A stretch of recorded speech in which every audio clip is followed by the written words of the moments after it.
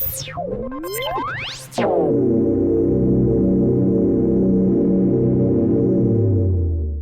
is your weekly report on corruption in the Philippine government. The police chief of Porac, Pampanga, was relieved from his post amid the investigation into the alleged scam farm inside a Philippine offshore gaming operator hub that was raided this week, the Philippine National Police said Thursday. PNP spokesperson Police Colonel Jean Fajardo said the PNP will look as to how the Porac police force failed to detect the illegal operation of the Pogo hub, according to a report of Super Radio DZBB's Glenn Jugo. Aside from this, Fajardo said the PNP will also probe the town's municipal government on grounds that the Pogo hub was allowed to operate despite having no permit since 2023. On Tuesday, authorities implemented a search warrant against the Pogo hub based on a complaint of alleged human trafficking happening inside the 10-hectare establishment. The Pogo hub was reportedly involved in various criminal activities that include human trafficking, sex trafficking, torture, kidnapping, and scamming. A total of 158 foreign nationals, mostly Chinese, were rescued during the operation. Authorities said several more people inside the hub managed to escape after they supposedly received early warning of the impending raid. A barangay Cagayan councilor was shot in Barangay San Pablo, Ormoc City, later on Thursday, the 6th of June. The victim was identified as Rami Matugina, 49, married, Cagayan of Barangay Salvation in Ormoc. Police said that Matugina was driving a small blue hatchback and stopped in front of a store. Two men who had been tailing him approached and fired at the unsuspecting victim. Matugina ran inside the store while the gunmen fled on board a motorcycle toward Ormoc City proper. He sustained bullet wounds and was brought to a hospital in Cananga. Later, police found 6 fired cartridges of a caliber .45 pistol, 1 discharge bullet, and a deformed slug in the crime scene. The Ormoc City Police Station 1 launched dragnet operations in collaboration with neighboring police stations to track down the suspects. A member of the Philippine National Police Special Action Force has been relieved of his post after testing positive for illegal drugs. In a message to reporters on Friday, SAF Director, Brigadier General Mark Pisps, said the officer, with the rank of patrolman, was the only one out of 93 personnel who yielded a positive result in a random drug test last week. The officer, he added, also tested positive in confirmatory tests conducted this week. It was confirmed and the subject did not contest the results. He was relieved and we are waiting for the formal investigation, Pisps said. The conduct of the random drug tests came after the SAF received intelligence information that one of its troops was using illegal drugs. Pisps said the police officer was reassigned to the administrative holding and accounting section and would be subjected to pre-charge investigation and summary hearing proceedings. If found guilty, the police officer could be dismissed from the service. A 57-year-old barangay councilor was gunned down in Barangay Dimayan, an isolated barangay in Nunangan, Lanao del Norte, on Thursday afternoon, the 6th of June. Police identified the victim as Otabada Lamada, male, married, councilor of Barangay Rebucan, Nunangan. Investigation said Alameda went to Barangay Dimayan to visit his relatives when the suspect, Adam Amorasa, legal age, a resident of Sultanaga de Maporo, Lanao del Norte, suddenly grabbed the M16 rifle that he was carrying for protection. Mamarosa fired at Alameda and wounded Birarandam, 50, and Malik Guindo, 40, both farmers and residents of Barangay Dimayan. Alameda sustained multiple bullet wounds and died on the spot. Despite being wounded, Andam and Guindo managed to grab the firearm from Mamarosa and shot him. Mamarosa sustained 3 bullet wounds and died on the spot. His body was taken by police to the St. Michael's Funeral Homes in Kapatagan, Lanao del Norte, and had been claimed by his relatives. Police said Dimayan is an isolated barangay, about 20 kilometers away from the Nunangan police station. The area has no mobile phone signal and can only be reached by foot, police added. Fired cartridge cases for caliber 5.56mm and caliber 30mm were found in the crime scene. Police are conducting a follow-up investigation. A village official survived an ambush that happened along a busy street here on Friday evening, police said. Colonel Ruben Manalang Jr., Cotabato City Police Director, said in an interview that unidentified gunmen ambushed a Toyota Grande of Edrasayunan Pasoran, village chief of Barangay Kalanganan 2, while he and companions were traveling along Mabini Street, Barangay Bagwa 3 at about 8 p.m. Initially, there were 5 persons injured, 2 of them in critical condition, Manalang told reporters on Friday night. He added that per initial information, Pasoiran was unhurt. Manalang said police investigators are yet to speak with the victims and their families to help determine the motive of the attack. When the police arrived at the crime scene, the victims already were out of the van, Manalang said. Police scene of the crime operatives recovered about 100 pieces of empty shells of a yet unknown weapon at the ambush site beside Pasoiran's van, which was riddled with bullets. Manalang also said that minutes after the ambush, a minivan was recovered in Barangay Rosary Heights 3 with a caliber .45 pistol, 2 bottles of gasoline, and a blood stain at the driver's seat. Police are determining if the Mazda minivan has something to do with the ambush against the village official. Cotabato City Mayor Bruce Matabalayo has condemned the ambush and directed the police to look deeper into the case. 3 people, including a police official with a rank of lieutenant colonel, landed in jail for alleged carnapping involving a multi-purpose vehicle that was rented in Bamban, Tarlac. The operation, according to a police report from the Highway Patrol Group, stemmed from the complaint of the owner of an MPV who sought police assistance after learning that her car was being sold on the 5th of June. The complainant said that it was the supposed buyer of her vehicle who contacted her through a messaging app to verify if she is indeed the registered owner of the vehicle that was being sold for 350,000 pesos. The complainant told the police that the vehicle was rented from her by a certain Michael Perez Bautista on the 2nd of June. The rent was for 2 days but was not returned on time. The complainant immediately sought police assistance and at around 7 p.m. on the 5th of June, the operation was carried out in Baclaran, Parañaque City, which resulted in the recovery of the vehicle and the arrest of 3 people. Those arrested were later identified as Police Lieutenant Colonel Gideon Inez, Jr., 52, Michael Perez Bautista, 42, and Lynn Salazar Tuazon, 25. The complainant said the car was accepted by Bautista during the rental process while Tuazon was the one who arranged the rental online. Police are conducting an investigation to verify the allegation that it was Inez who was giving orders on the selling of the rented car. Following his presence and arrest during the operation, police then warned motor vehicle owners to be alert against what they described as rentangay scheme, wherein the rented vehicles are being sold without the knowledge of the owners. Appropriate criminal charges are now being prepared against the arrested suspects, while separate administrative charges will be slapped against Inez. The Office of the Ombudsman has ordered the preventive suspension for 6 months of 7 officials of the Marikina City Engineering Department due to the alleged solicitation of bribes in exchange for the fast-tracking of building and occupancy permits. Ordered suspended were City Engineer and Building Official Kennedy V. Suno, Enforcement Section Chief Romeo G. Gutierrez, Jr., Building Inspector and Zoning Officer Tumilito E. Poquez, Electrical Inspector and Electrician Foreman Alex V. Copperas, Engineer 3 Marquis de Joya, Secretary and Administrative Aide 3 Abigail Joy C. Santiago Akea Abby Salvador, and Electrician Foreman Manuel V. Santos. This office finds sufficient grounds for the issuance of an order for preventive suspension against respondents Suno, Gutierrez, Poquez, Corporas, De Joya, Santiago, and Santos, considering that there is strong evidence showing their guilt, the OMB said in an order signed by Ombudsman Samuel R. Martaz. The order also stated, the charges against them for grave misconduct and conduct prejudicial to the best interest of the service may warrant their removal from the service. Their continued stay in office may prejudice the investigation of the case filed against them, to preserve documents and evidence pertaining to this case which respondents have control and custody, and to avert the commission of further malfeasance and misfeasance in office by the respondents. Those suspended.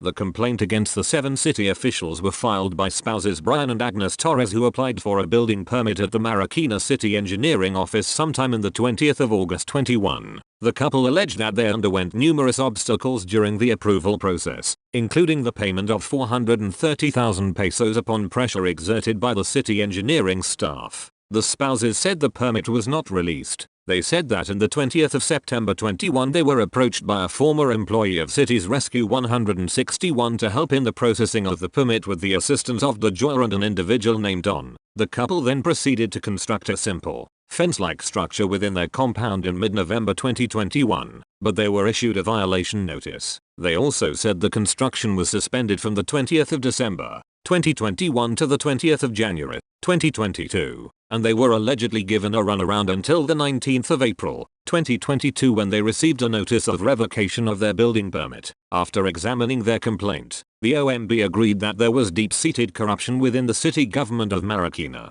as it has become the modus operandi of city officials to solicit monetary considerations in every step of the permit process. The pervasive nature of this corruption undermines the fairness and transparency of government procedures, ultimately eroding public trust in the integrity of governance, the OMB order stressed. The municipal agriculture officer of Villaba, Leyte, who also served as a lay minister, was fatally shot by unidentified assailants in Villaba on Sunday, the 9th of June. The victim, Marsing, 52, a resident of Barangay Poblacion, Leyte, was attacked after conducting masses in 2 barangays in Leyte. Police discovered the victim lying on the ground with multiple bullet wounds Barangay Kabungahan, some 13 kilometers away from the Villaba town proper. The victim, who was driving a black car from Barangays Bagabao and Mataloto, was shot using a .45 caliber pistol. He died on the spot and the suspects fled on foot toward the interior of Barangay Kabungahan. The gunman allegedly took the victim's sling bag, which contained cash, a cell phone, and sacramental bread. Police are conducting follow-up investigation. A patrolwoman was reportedly sexually harassed by a police major in Bulacan last the 7th of June, according to the authorities. In a report on Monday, Bulacan police identified the suspect as Major Gerardo Navarro. Police said Navarro reportedly went inside the Women and Children Protection Desk office along Barangay Poblacion in Plaridel, where the victim was taking a nap. Awakened by the suspect's hug, the victim tried to stop Navarro, who allegedly continued touching her body. The cop reportedly left only after she cried for help. Navarro will face complaints for violating Republic Act 7877 or the anti-sexual harassment law, police said.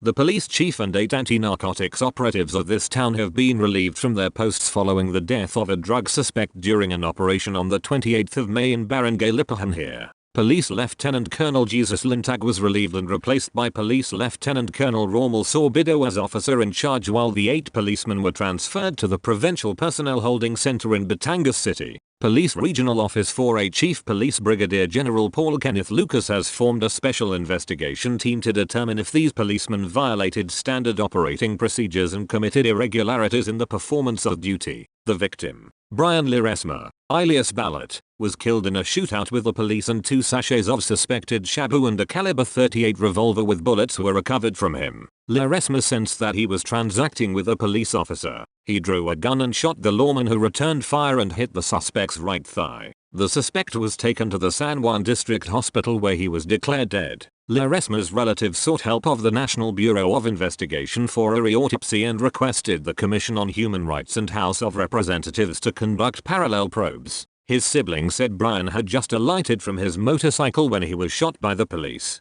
Lintag said that the operation was legitimate and they are ready faced to any investigation.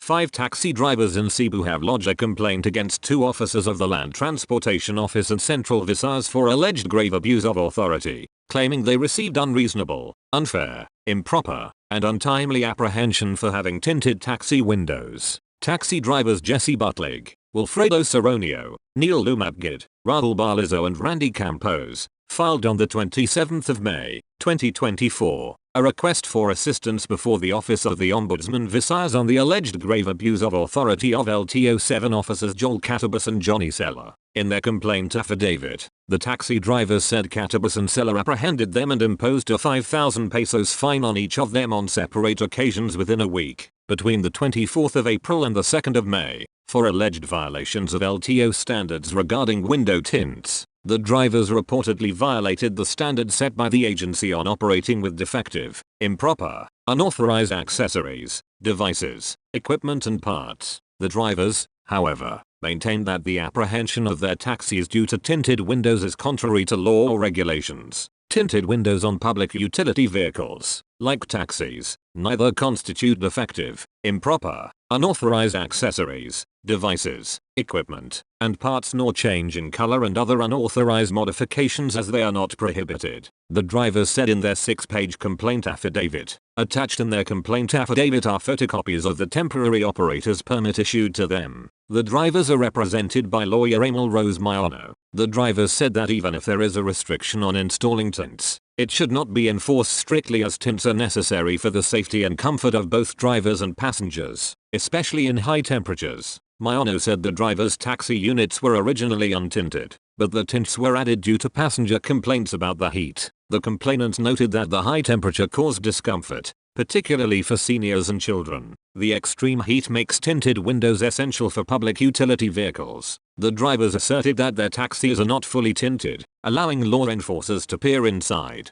They also requested the ombudsman to enjoin the LTO from continuing its apprehension of taxi drivers due to tinted windows. The Sandigan Bayan has convicted former Chancellor Taha Guru Serip of the Mindanao State University Buag campus of graft and malversation of public funds for using 94,957 pesos in school funds for the repairs of his personal vehicle in 2011 and 2012. Serip was sentenced to a prison term ranging from 6 to 7 years for graft and from 1 year to 3 years for malversation. He was also barred perpetually from holding public office. The anti-graft court did not impose any civil liability on Serip since he had restituted the university of the amount he spent for his vehicle. The court set aside Serip's defense that he used the school's funds for the repairs since he was using his personal vehicle for his official travels. He did not present any travel order or any evidence to show that his Toyota Innova vehicle was used on the dates of his official travels, the court said. Even assuming that the vehicle was indeed used for official travels, the court said that there was no evidence on record that would prove that the vehicle had to be repaired because it was damaged in the course of its use during official travels. It also said, on Serip's claim of good faith, the court said, contrary to accused Serip's claim of good faith, the evidence on record would show that he was aware of the illegality of the disbursements. The court finds that accused Serip acted with evident bad faith when he knowingly approved the disbursements for the repairs and maintenance of his personal vehicle. Accused Serip took advantage of his official position to gain in dishonest ways, the court ruled.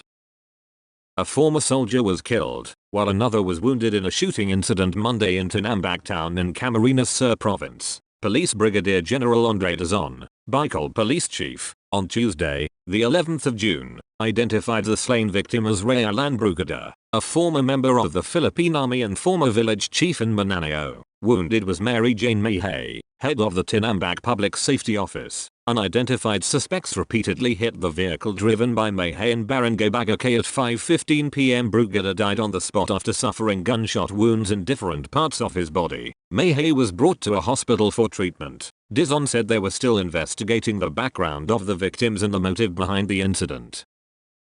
Lawyers groups in this city are outraged over the killing of Davao Occidental Assistant Provincial Prosecutor Elena Ning P. de la Peña past 5 p.m. on Monday, the 10th of June, on her way home. Police Lieutenant Colonel Florent S. Retz, chief of the Digas City Police, said de la Peña, 54, was aboard a white Ford Raptor pickup and was on her way home to Chapter 8, Tinda, Barangay Apler in Digas City when attacked by an assassin. Responding personnel from the Digas City Disaster Risk Reduction and Management Office found her dead at the ambush site. 4 hours after the killing, at 9:40 p.m., police arrested a man identified as De La Peña's half-brother at the National Highway of Tolos village in Sulop town of Davao del Sur. According to the police, the suspect Onel Galad De La Peña, 56, a former policeman and half-brother of the victim, was identified through the statements of the victim's son Kenneth De Leon, the closed circuit television footage near the crime scene and descriptions by witnesses.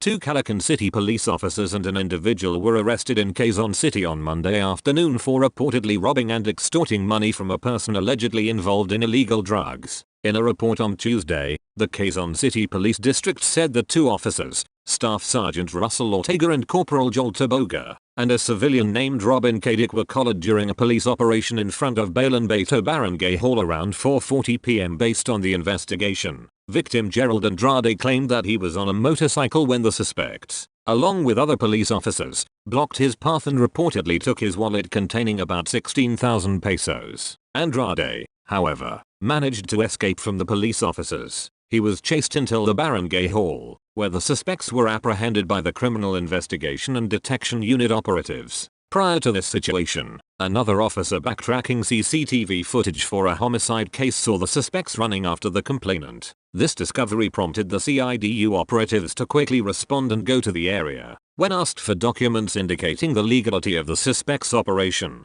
QCPD said the suspects failed to present any. The 3 arrested individuals and the complainant were brought to CIDU, along with the confiscated motorcycle and the 16,000 pesos worth of cash. Authorities are tracking down 4 other police officers for possible involvement. They are Corporal Judy Rizza, Corporal Andy Moja, Corporal Mark Anthony Vinagra and Corporal Alvin Cruz, who remain at large. The village chief of Barangay San Pedro Cutid was killed in an ambush at past 4 p.m. on Tuesday, the 11th of June. The police scene of the crime operatives found no sign of life in Matt Ryan de la Cruz, 37, and his driver who sustained around 10 gunshot wounds, as they slumped on the front seats. A live telecast of local television network CLTV 36 showed the village officials' red car parked beside a gas pump station some 200 meters from the city's new public market. De la Cruz's driver reportedly got down from the car and came back as it was being reloaded with gas when the gunman, reportedly using a long firearm, began firing, a witness reported.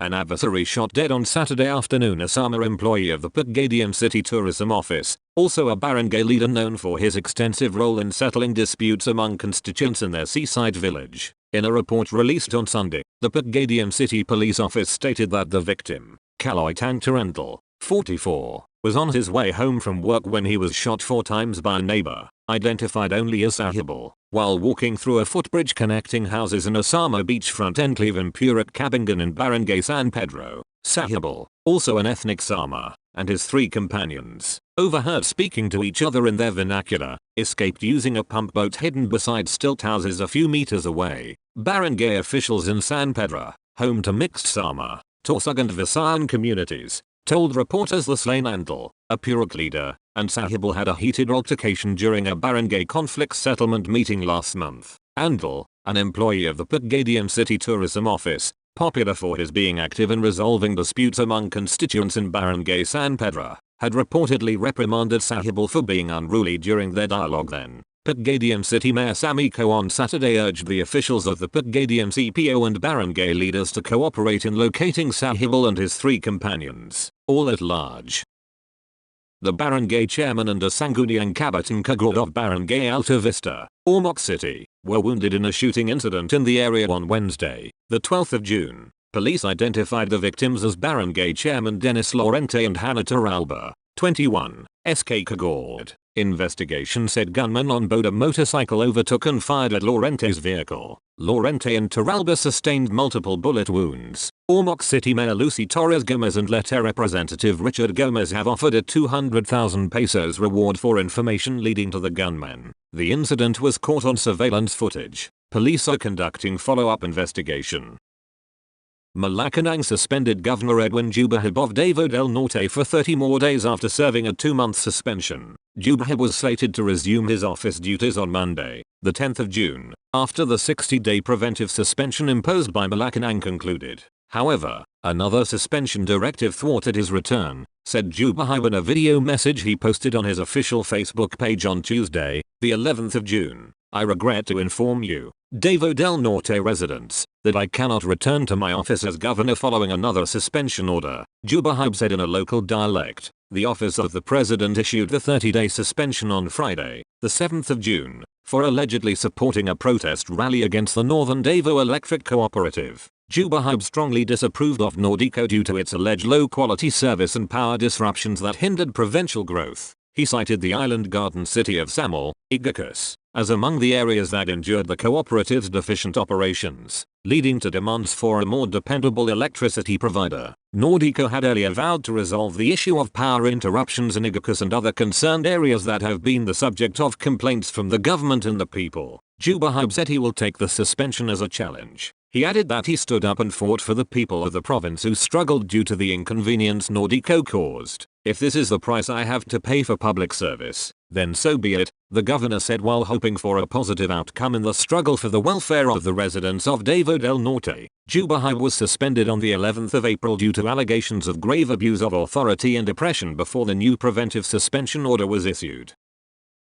The Supreme Court has ordered a municipal trial court judge in Calamba City, Laguna, dismissed and disbarred for falsifying public documents in order to continue receiving the salaries of her contractual driver who had already resigned. In a 42-page per curiam decision, the High Court and Bank found Vice Executive Judge and Presiding Judge Sharon Alameda Magallanes guilty of falsification of official documents, serious dishonesty and gross misconduct. She was also cited for the commission of crimes involving moral turpitude and violations of the new Code of Judicial Conduct. Her correspondence, Court clerk Rachel Miguel and court stenographer Beverly DeJesus were likewise found guilty of falsification and serious dishonesty for falsifying the payroll registers by signing the document. Miguel was fined 140,000 pesos for falsifying the payroll registers for 7 periods, while DeJesus was penalized 20,000 pesos for falsifying the payroll register for 1 period. According to the court, Ilamida confessed that she signed the payroll registers of the Calamba city government for her contractual driver and certified that he rendered service for the period stated in the document, although he had already resigned.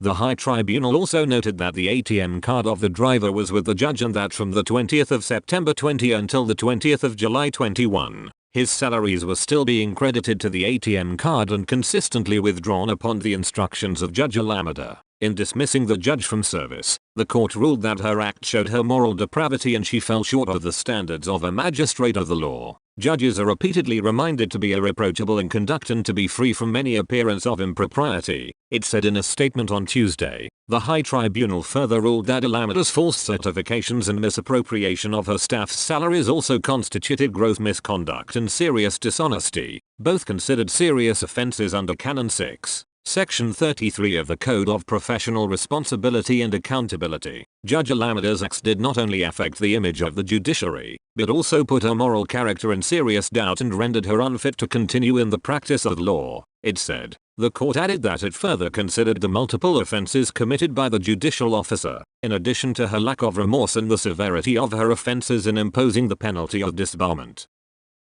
The Sandigan Bayan has convicted former Mayor Voltaire Anthony C. Villarosa of Mambureo, Occidental Mindoro of violation of the Government Service Insurance System Act of 1997 and ordered his perpetual disqualification from holding public office. Villarosa was also sentenced to 2 to 4 years imprisonment and ordered to pay a fine of 10,000 pesos for violation of Section 6(b) in relation to Section 52(g) of Republic Act No. 8291, the GSIS law. Villarosa was charged for the failure of the municipality to turn over the remittance of the GSIS premiums and contributions of its officials and employees covering the period from the 20th of September 2015 to the 20th of May 2016, amounting to 4,808,283 pesos. In its decision, the anti-graft court said that Villarosa, as local chief executive of Mambureo, is duty-bound to enforce the provisions of RA 8291. However, he failed to remit the GSIS contributions within 30 days from which they became due and demandable,